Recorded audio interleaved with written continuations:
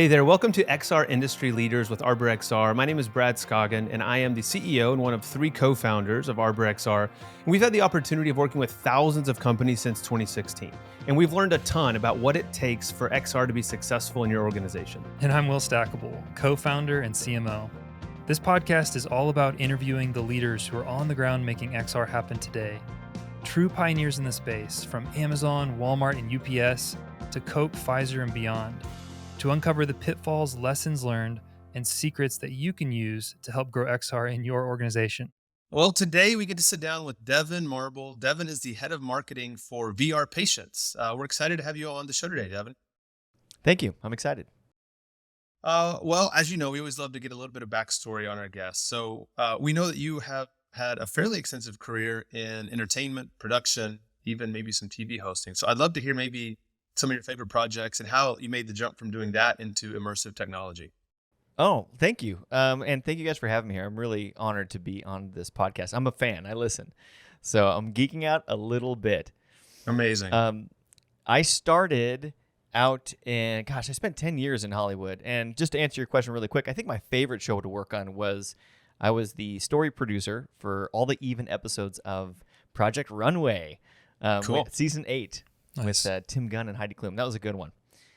You know, my past, I started out, I wanted to be a veterinarian when I was a kid, but I was told that I just didn't get good enough grades, and so I couldn't do it. And I just didn't chase that down, didn't apply myself to it.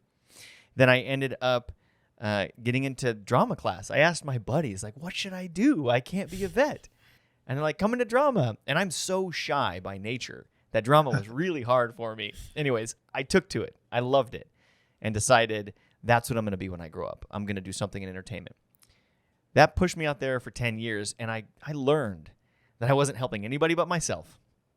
And I also learned that I chose a way harder career than becoming a vet or any kind of medical person, right? Because look, it's hard to become a doctor or a vet for sure. But once you get your degree, you get to be that thing. And it doesn't matter how many degrees you have. You don't get to be famous. You also have to get struck by lightning. And so when I had that aha moment, I got reconnected with my high school sweetheart. We got married. I moved us back to our hometown to get our feet under us. And I headed headfirst into medical. And that's when I became a paramedic. I became a clinical genetic researcher with the University of Arizona. I was teaching at the community college. I built their VR studio for them. I was pre-med. It was a 5-year journey to be pre-med. And in 2020, I canceled my med school application to lean into digital because of this thing called VR that was happening that I was good at. And all of the media, content creation, and technicality of using video, I had learned. I was practiced at it. The medical stuff was tough. So I was able to kind of combine these two worlds. And then when the pandemic hit, it was like a rocket ship. And I'm very fortunate to be working on the team at VRPatients, kind of building something for public health and building something for the future of healthcare that includes immersive solutions at scale. That's kind of how I got there. I hope that was a straight line. Yeah, that's a great story. I love that. I love the, we were talking in the pre-interview. If you would have told me you were shy ever, I don't think anyone would have guessed that. But I love how you kind of brought it all together. And obviously for all of us, I mean, COVID was such an accelerant for XR and VR. So tell us, you started out at Pima College as a customer of VRPatients, and That's then correct. you made the transition to work with VRPatients. Maybe tell us about that journey a little bit. You know, VRPatients is the type of team that wants to work with people who want to get it done. And what ended up happening was I was providing solutions to them because I loved the product and I was able to implement it at the college. And I just started working with them as often as I could. And they slowly started to let me join the team. So I had been working with VRPatients for over like a year and a half before I joined the team as a full-time employee. And, and now I'm going to move out to headquarters. Even though we're digital and remote, there's something about being able to shake hands with your team and get to the chalkboard or whiteboard and really get stuff done. And, we're moving quick, so I'm very excited to push that forward with them. So before we go any further, I want to explain to us what is VRPatients. Brad and I actually got a chance to download a module. You got to set up in the clinic as a I don't know what you call it, I guess, to do the training ourselves. But to give us a little bit, I want to share my feedback, some of my takeaways from the experience, maybe, if that's okay. But I want to hear, how would you describe VRPatients? VRPatients is an immersive clinical competency training platform. So we help either the professional or the initial paramedic, nurse, EMT.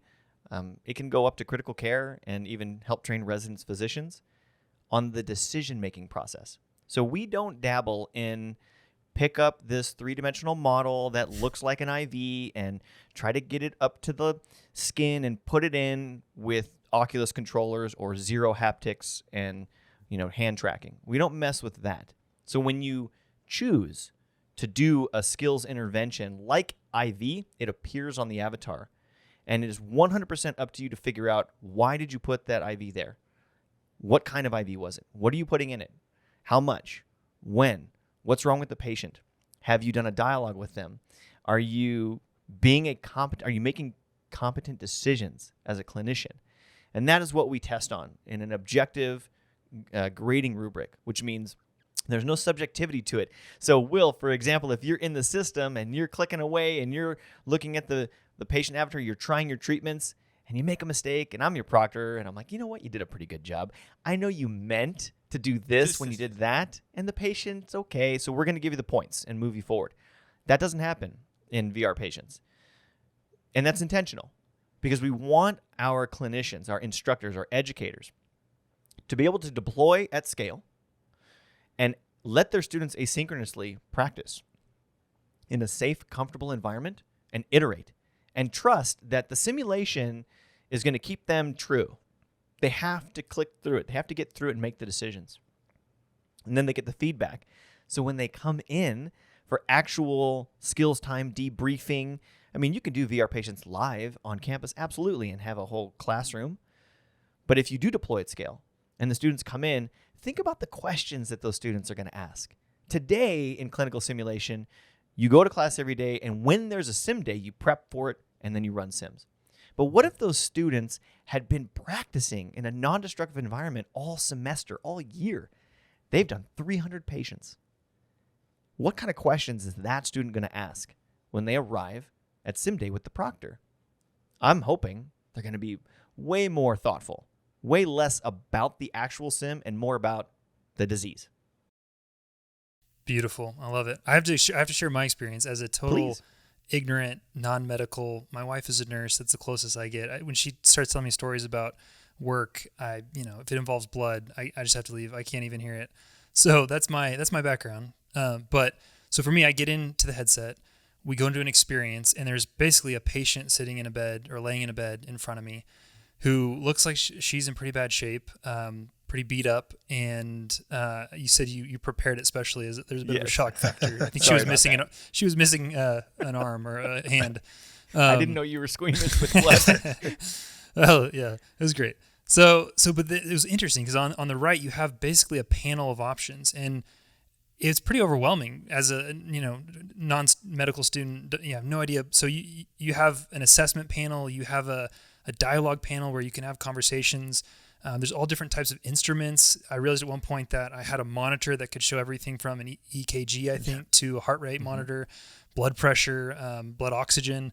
Yep. And you go through basically a diagnostic. I mean, you're having to make decisions about, should I run labs here? Should I put a cuff on to check blood pressure? Should we do an IV? If so, what's the size of IV? And what's the type of, should I put in a saline solution? And I think one of my takeaways was, man, it just gave me appreciation for the complexity of the job of any doctor or nurse, because you have a patient who seems like they're in trouble, they're breathing heavily, complaining of chest pain. And as a doctor, you have so many potential tools and roads you could go down. And so I thought it was such a interesting, from just as a layperson, it was fascinating and a bit overwhelming. And I don't think I killed her, but I was trying all the different things. I think I stuck an IV in at one point, and then no, I did it was a nose cannula with the oxygen, and she said. As soon as I put it on, she said the pressure makes me feel like my eyes are gonna blow out, and so I turned down the oxygen pressure. And nice. So, anyways, it was great. It was a great experience. I'd love So this is the first I've heard too that you guys are really focusing on this specific use case, which is helping med students train ahead of. So when you describe a little bit the use case where, as a student, what's the typical preparation you'd have before you go in and get hands-on experience? Are you usually reading in a textbook and that's the alternative? Yes. Yes, it is. You would be surprised at how little patient contact you get at the beginning of your education, like the first half of your education, especially for doctors. Oh my goodness. But that's why physicians have, 2 or 3 years of residency. But that's really trial by fire. You come out of years of theory and memorizing and just thousands of pages, into real people. It is nerve-wracking. Nurses, if you're going to get a bachelor's of science in nursing, it's a 4-year program. Simulation is not really a part of that first year. It could be a part of the second year, but it's really, really entry-level stuff. Oh. They don't really engage with the patient care side of things until they start to get there at the book. And part of that reason is to not overwhelm the students, right? You have plenty to learn. So we'll get to patients when we get to patients. And there is a roadmap that they currently have in nursing curriculums. What's so exciting about immersive solutions is that it really allows you to sprinkle in clinical education, and it's just non-destructive. Like you can assign a grade to it, but you don't have to. And you can let the students fail. You can, for the first time ever, be in, year 1 cardiology chapter, learning about conduction and like plus and minus. And, so it's an electrical conduction. It goes from here to there. Wow, that's why the heart squeezes. And then that night, put on your VR headset and go, so this is a heart attack patient? I have no idea what to do here. And it talks to you and you go, holy cow, this is what I'm in for. This is what I'm going to do. I'm excited. And I think that is just super exciting. There is an educational gap there, which is for the educator. It's part of the challenges of VRPatients and any number of us out there creating these immersive solutions. We really have to educate the customer on how to sprinkle this throughout your curriculum because it's so new. You can't sprinkle Laerdal mannequins throughout a student's curriculum because it requires 2 instructors to set it up and get everything ready. You got to fill it with fluid. It's got like an iPad connected to it. You have to be there. It costs $100,000 so the student doesn't get to play with it by themselves. And so to be able to have an immersive solution that's a 10th that cost and infinitely scalable is real power for the educator. And I love what you said just now. It like warmed my heart that you said as a layperson, you had an appreciation for the medical provider. I never even thought about that. And I think that is an incredible, use case. Yeah, I thought it was a very cool. You're in the waiting room and then you're in the operating room.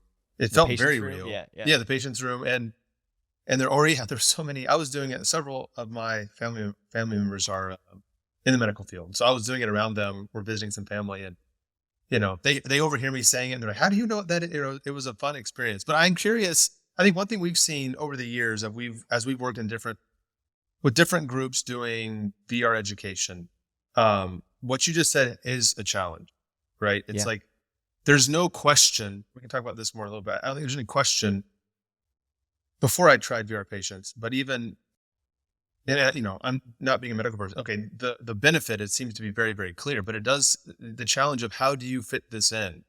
How do you guys address that with the different group? I'm sure they look at it and that this is amazing. Now, how do we make it work in a way? Yeah. Like, what's your process there?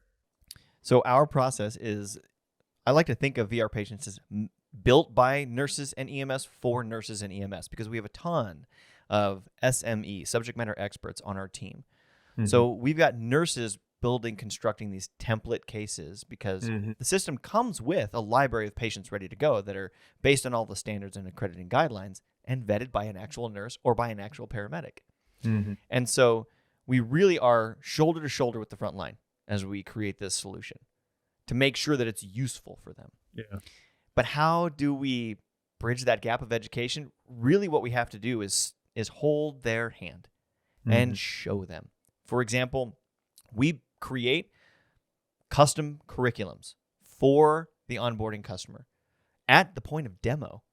So we're demoing with a customer, we're showing them the solution, and then we go, and here, we downloaded your nursing curriculum, and we're going to show you, look at, this is how you could use VRPatients in nursing 3345, whatever the class code is.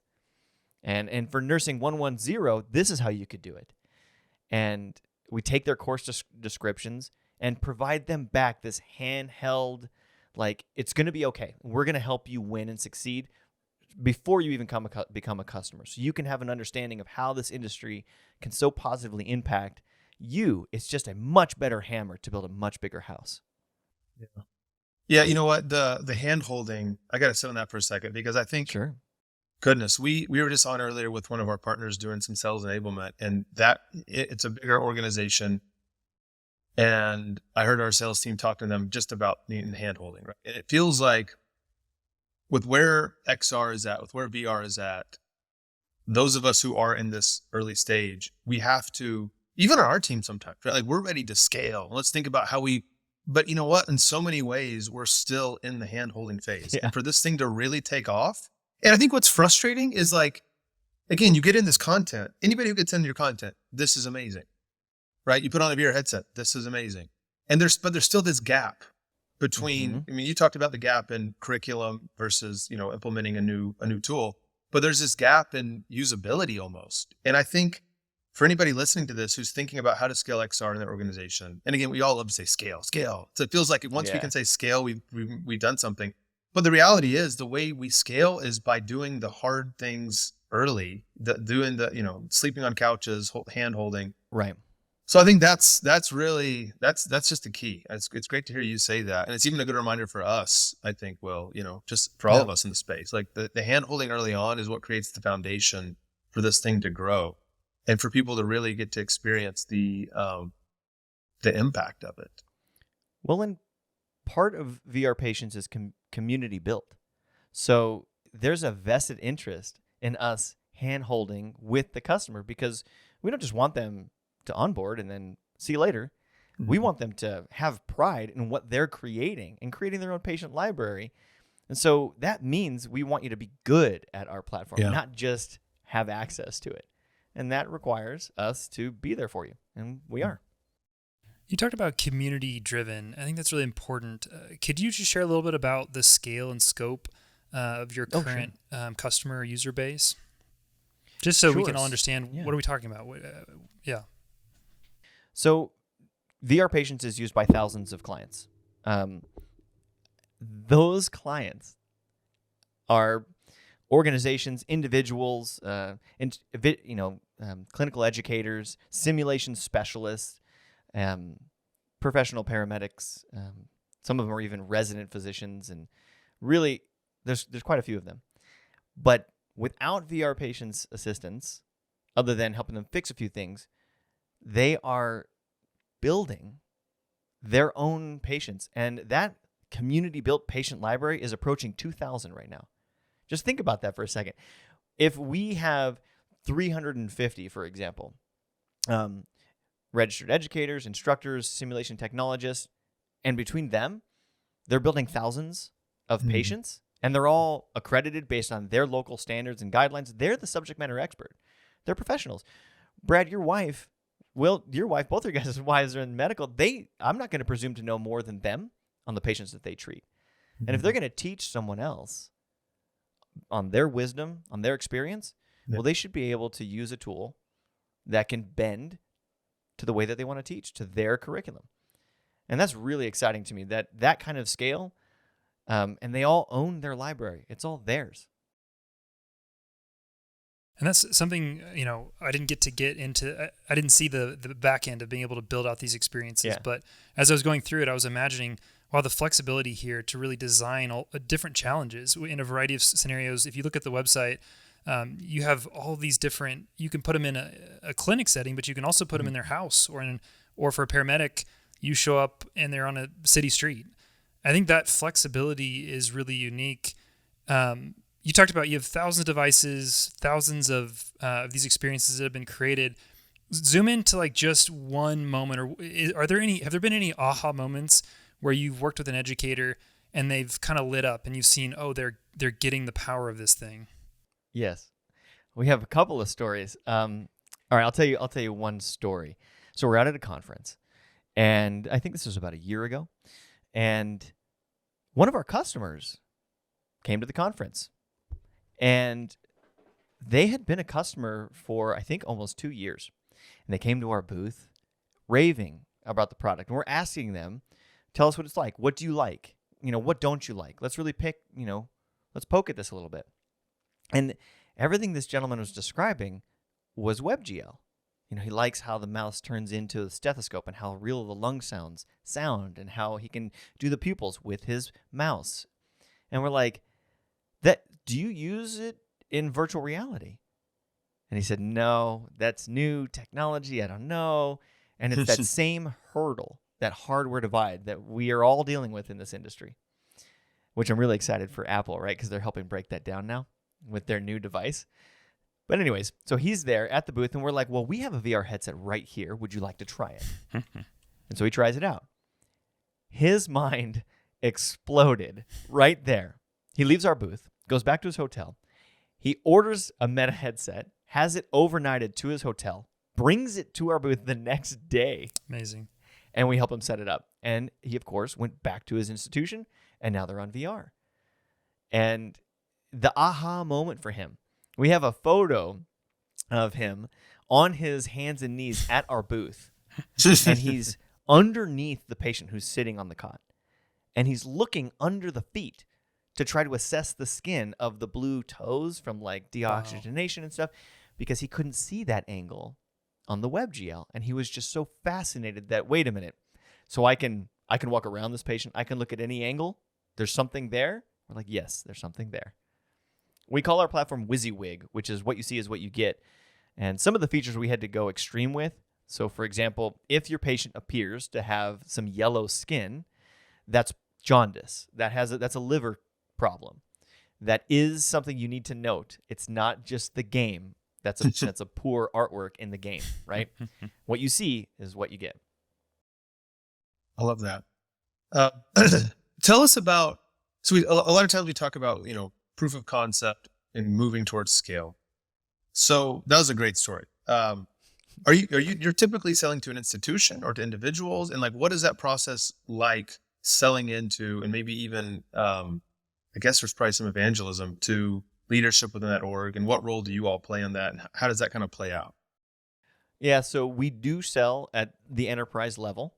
And for individuals, it's free. They just go on to, like, for example, if they have a MetaQuest headset, they can just go to the Meta store, type in VRPatients, and download it, and they can play with 3 patients.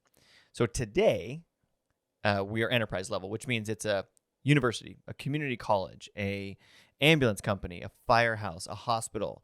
But because we can scale, it's also a state. Like, we recently onboarded the entire state of Maine, which the product is going to be used to train all of their EMS, right? And that's really exciting. And so, Very exciting. But these are enterprise level, right? Customers. In the future, we're really looking forward to, I think I might drop something here on the pod. I think I might give you a hot take. Do it. We're really excited about this idea of a marketplace that's community built. So I want you to imagine just this use case for a moment. COVID hits Seattle really hard. The disease is coming. And all those physicians and educators and nurse educators out there are like, holy cow, this is novel. This is a problem. And one of them builds that patient and then deploys it to everybody else. And the rest of the country gets to practice on a new disease coming. How do I treat this? What do I treat this with? Why? What's this happening? And that is what we're excited about. And that's just like a use case, but the idea is that the subject matter expert in Arkansas can be building something, offer it into the marketplace. We then provide them a token so they can download a different one. and someone else goes, I want that Arkansas case. It's really good. I like it. I'm going to download that. And so we're really excited about that future. Well, no, to me, even, the COVID example is very powerful, but just the basic, you said you got 2,000 different, there's endless scenarios, right? And so the fact that those scenarios would be built by experts in the community that others could pull from, and again, having been in there, I can tell, it can become pretty complex if need be, right? So being able to, you could imagine that a teacher saying, hey, this week we're going to work on this case. I'm going to build this in advance. You work on it. Correct. It's really, and there is something about one thing we talk about, and I haven't talked about it in a while, but we see it across the board, right? So we have a lot of education customers. We have a lot of enterprise customers, and, we look at it as just learning, but the learning revolution is what I call it, that VR is enabling. It's that people are learning faster. People are retaining more information. You need less, we interviewed UPS. You don't need a truck or a trainer in that scenario. I listened to right? that episode. Yeah. So maybe in this scenario, you don't need a cadaver or whatever, or a trainer to practice, and you can practice 100 times or 1,000 times. Mm-hmm. Maybe talk a little bit about, the state of Maine is really cool, and thinking about what's fun too in all these cases. It's like, you're just getting started, right? That's one state. Yeah. That's the EMS in that state. I'm sure you're getting traction with different universities. Yes. And how much potential that is to grow. But when you think about deploying to a state or to an entire university or a university system, like, what are some of the unique challenges maybe for you guys when you do try to go to scale? With the idea that you're hand-holding, that you described this early the balance role in, how do you do the hand-holding but also the scale side of things? So one of the challenges that it's hardware really is the biggest challenge. People just can't get over this idea that it's a completely new device and it doesn't really fall into the category of a computer or an iPad. And it's this totally new device. And it's like, so does it sit plugged in, and how do I clean it, and how many do I need, and which one do I get? And so what we have decided to do is we pick one that we have validated, and we've selected the MetaQuest 2 headset because of its affordability, its scalability, its use case. It has its own challenges, and many of those challenges ArborXR helps us overcome, which we really appreciate. Facebook is the challenge. And so what we do is we're offering here's another hot take.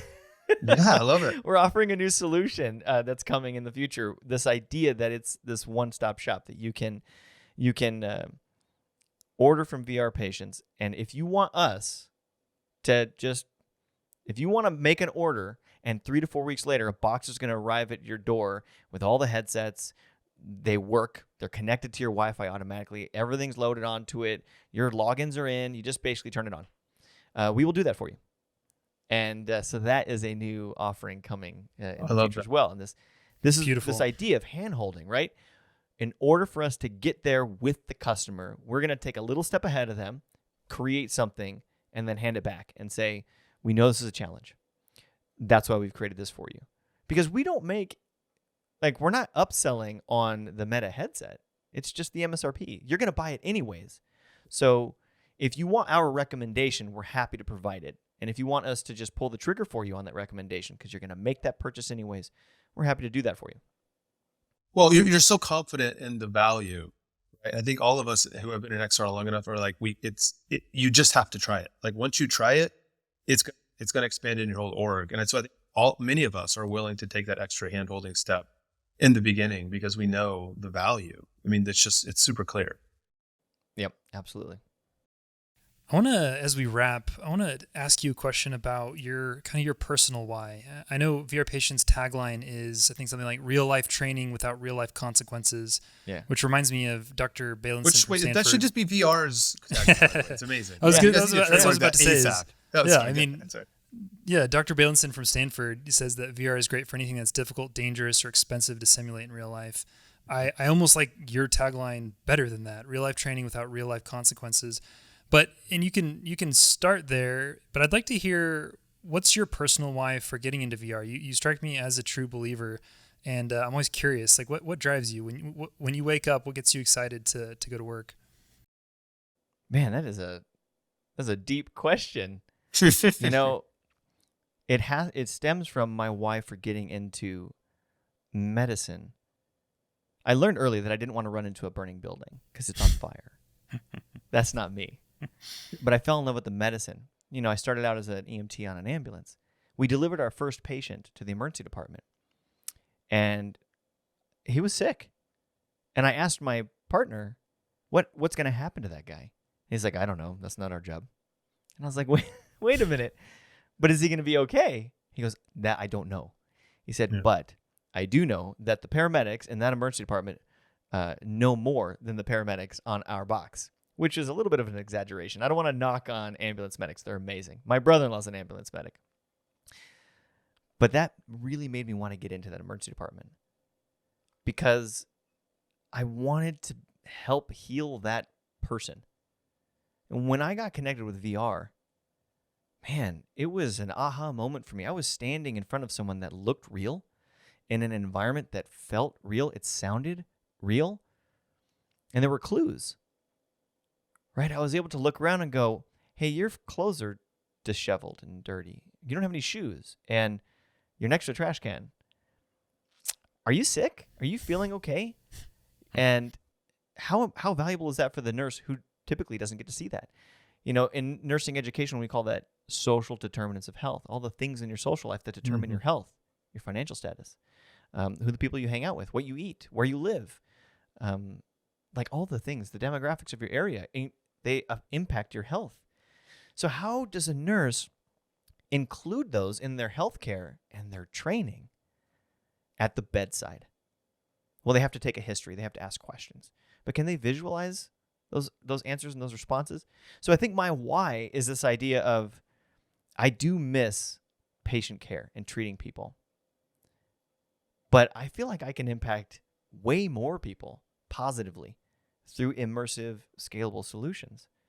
And if people like that, who feel that strongly about it, who are tied to it, who were once in healthcare, who are in healthcare, are trying to create a healthcare solution, that to me sounds like a recipe for a real problem solved by the community, for the community.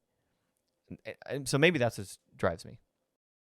I love it. I love that. That's so good. And I mean, for us, and I think for any of us who are in XR, AR, VR, there's so much promise and potential in the technology, and we all see it, especially those who are in it.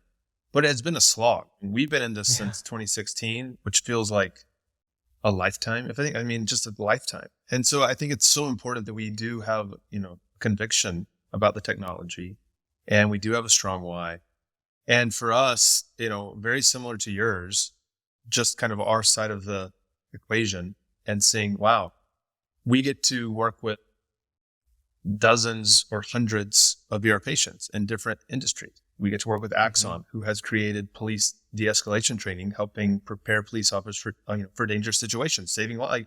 There's so many examples out there, and just that really resonates. I think for us, removing the friction to see this technology go to scale quickly and easily, we think a lot about that the hand-holding part, right? That initial, you have one shot at a first impression. Yeah. And leadership they're naturally resistant to new technology or change, no matter how great it is, right? And so whatever we can do to come in and make that initial experience. So I love that.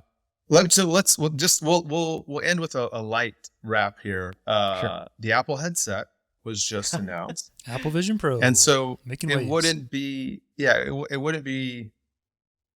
right if we didn't talk about it. So give us your thoughts. How does it impact VR? How does it impact healthcare? I think it's going to be super impactful. I cannot wait for the face pewter to arrive. Oh, coined it here.